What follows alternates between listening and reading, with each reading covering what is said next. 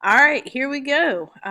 This is the notes that people opted to hear instead of me doing class, so you have more group time. So I'm going to go through them quickly. If you need to pause the slide at any moment in order to write things down, that is your prerogative because this is your own personal lecture. All right, so we're finishing off the U.S. Constitution, and what we're going to talk about today is the Madisonian model of the Constitution, and how the basic principles of the Constitution and how the Constitution's meaning has changed over time without changing the actual verbiage or the words of the Constitution. So here we go. Our Constitution is often referred to as a Madisonian model, and that is after the man himself, James Madison. So if you are going to go to JMU, it would be important that you understood that this guy is the father of the Constitution. He is considered the father of the Constitution because he took notes during the entire Constitution. He authored the Virginia Plan, and later, in order to satisfy the desires of the Anti-Federalist, he compromised and added the Bill of Rights to the Constitution so the Anti-Federalists would decide to ratify it. He addressed the fear of factions. Remember, factions are small groups motivated by their interest, and these small groups try to control government policy making. Not sure why it says factions again right there, so just kind of ignore that. But it could mean that factions, one of the things that causes factions, or one of the most obvious causes of factions, is uneven distribution of property. So when you have a huge have-not population, or in other words, high Gini index coefficients, then it's going to cause the have-nots to rise up and get what they can't normally get within the political system. But Madison said, look, don't worry about it, because this Constitution is so awesome with this electoral college instead of direct elections, with its checks and balances and separation of powers, and this whole system of federalism where you have national and state governments. All of that's going to work to stop factions, especially factions of poor folk, or tyranny of the masses. Okay, moving on. Basic principles of Madisonian model constitution. There are 5 basic principles, one for each finger of your right or left hand, depending on which one you want to use to count. The first is the idea of popular sovereignty. The Constitution says, we the people of the United States. It's in the first line of the preamble. The people are the source of the government's authority. We give the government the consent to rule over us. Our government has a high level of legitimacy. We also have a constitution that limits the power of the government. The government is not all powerful. It only has the powers that are given to it, or at least it's supposed to. Now, this has changed and evolved over time.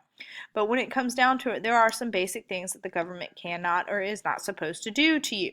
Like, the government is not supposed to lock you up without allowing you to know the charges being held against you. Separation of powers.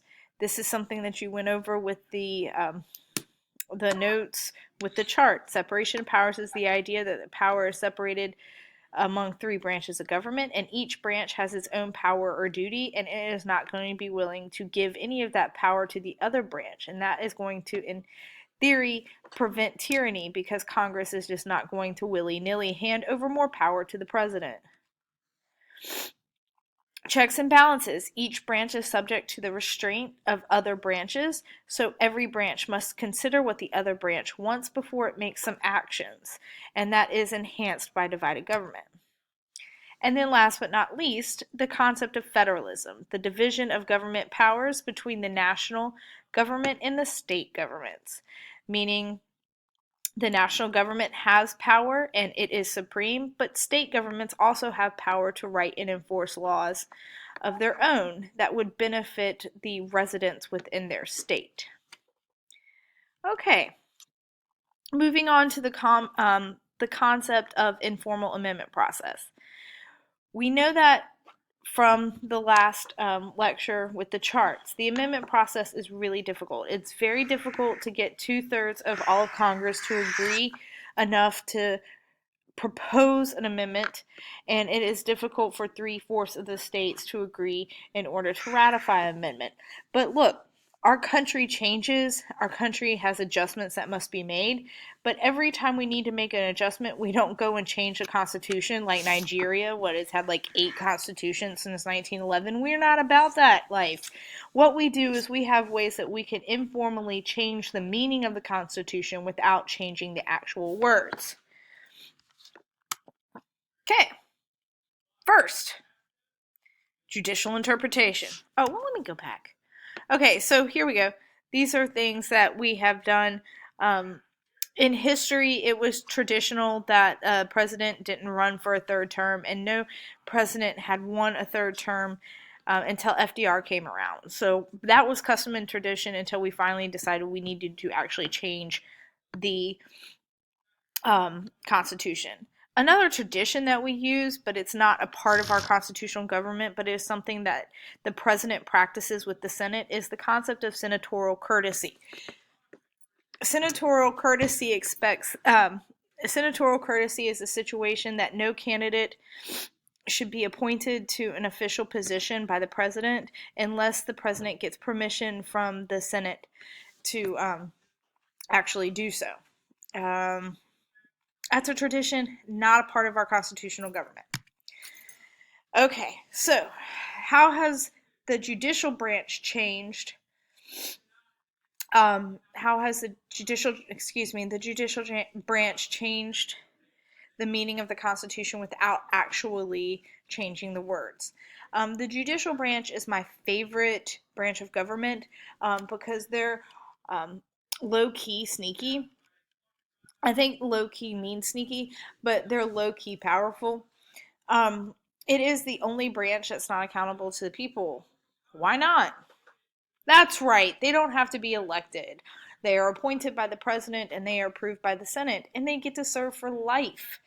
And because they're not appointed by the people, they have the ability to interpret and clarify laws and actions any way they see fit. Yeah. So if they are liberals or they are conservatives, they get to interpret the Constitution based on that ideology. And if you don't like the way that they interpret the Constitution, guess what? There's nothing you can really do about it because they have to have a high crime or misdemeanor in order to be impeached. In the case of Marbury versus Madison, it was a situation where the judicial branch interpreted the Constitution to give itself more power. I have a separate video on Marbury versus Madison that I would strongly suggest and recommend that you watch. It's on my website, or it's on my YouTube channel. It's not my most popular one. It hasn't been viewed 18,000 times, but it's been viewed quite a lot. Basically, Marbury versus Madison, in a nutshell, Congress passed the Judiciary Act of 1789. The Supreme Court had the opportunity to question the constitutionality of Congress passing this law. Particularly, there was a clause in the law called writ of mandamus, which would allow the courts to force federal government officials to carry out a particular duty. And it really put the Chief Justice of the court, John Marshall, in a rock and a hard place when he had to interpret this particular law and decide whether or not he had the ability to enforce a government official to do something. And since he didn't want to put himself in that position, he just simply established the concept of judicial review. Judicial review is the ability of the government to, or the ability of the courts to decide if a law is constitutional or not. So what what John Marshall did in the case of Marbury versus Madison is say, look, I can't interpret the constitutionality of this law, or I can't interpret this law because essentially this law should have never been written in the first place because it's counter to the Constitution. And that's what judicial review does. Judicial review allows the courts to determine if a law is within the powers of the Constitution. So the courts are reviewing law and seeing if it matches up with the Constitution. The courts have also interpreted the Constitution to give us a right to privacy. The right of privacy has never been exactly said in the Constitution, but it has been interpreted to be a constitutional guarantee.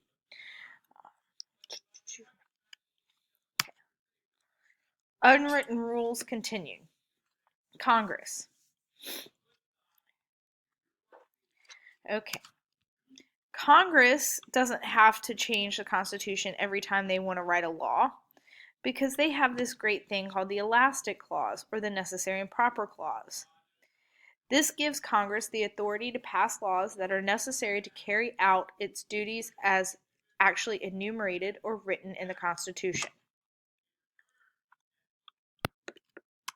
All right, so I went back to add that little box so it's easier to read.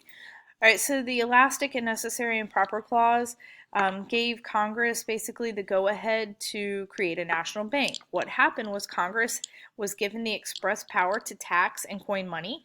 So Congress interpreted that express power as a need. It was necessary and proper to establish a bank in order to carry out those express powers. So the Elastic Clause allows you to marry the power that is actually written in the Constitution to the need that you see the American people have, like the demand the American people have. So Congress doesn't have to change the Constitution every time they want to write a law. They can just take their express powers and match them up to the Necessary and Proper Clause. Commerce Clause also expands the power of the national government significantly. What the Commerce Clause allows is for the government to regulate, the national government to regulate anything that deals with goods and services and the sale of goods and services across state and international borders. That's why you are able to have civil rights laws and gun control laws.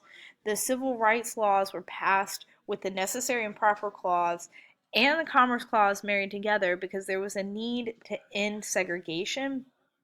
And what Congress did with the civil rights laws is say a business could not pick and choose who they served or who they hired based on race or gender or ethnicity, because the business was going to accommodate the sale of goods and services across state borders.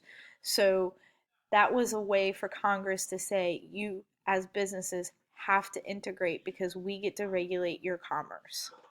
Gun control, the same thing goes for that. If a gun were to stay in one state and you could guarantee that it was going to stay in a state, then states could control gun purchases. But because guns can move across borders, across state borders, Congress has found it necessary and proper for them to have the ability to regulate guns. War Powers Act is another one of those. Congress passed the War Powers Act because they felt that the president was getting too powerful when it came to declaring war. So the War Powers Act reined in the president's power as commander-in-chief and gave Congress the power, reasserted Congress's authority to declare war. So all of these are ways that Congress has used the Constitution to expand their power without changing the letter of the law. The president does the same thing. The president uses executive privilege, which he is withholding information if he is subpoenaed that could possibly hurt national security. The president uses executive orders as well. This was on your test. An executive order is a directive that is good as law that doesn't have to go through Congress to get passed. Some famous or an infamous executive order is when FDR decided that he was going to protect national security by interning the Japanese on the West Coast during World War II. And executive agreements. This is when the president goes abroad and he will make a treaty or an informal treaty with another country. So he'll get into an agreement with maybe Mexico, and it has the force of law while the president is actually president, but it doesn't have to be approved by the Senate. If you need to, go back, pause, and rewrite any of those information or any of that information again.